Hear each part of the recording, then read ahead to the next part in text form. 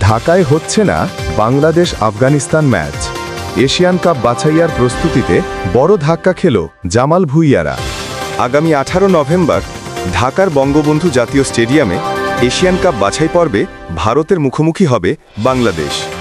সেই ম্যাচের প্রস্তুতির অংশ হিসেবে 13 নভেম্বর আফগানিস্তানের বিপক্ষে একটি প্রীতি ম্যাচ আয়োজনের পরিকল্পনা ছিল বাফুফের।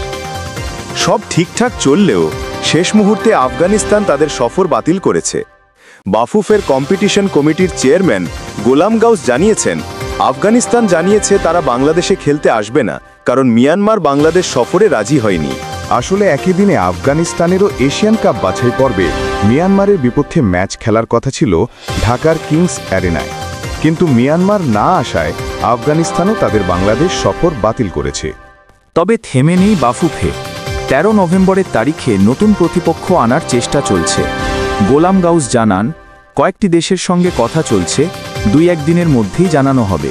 সূত্রে জানা গেছে, নেপালের সঙ্গে ম্যাচ আয়োজনের সম্ভাবনা সবচেয়ে বেশি। তারা নাকি বাংলাদেশে খেলতে মৌখিক সম্মতিও দিয়েছে।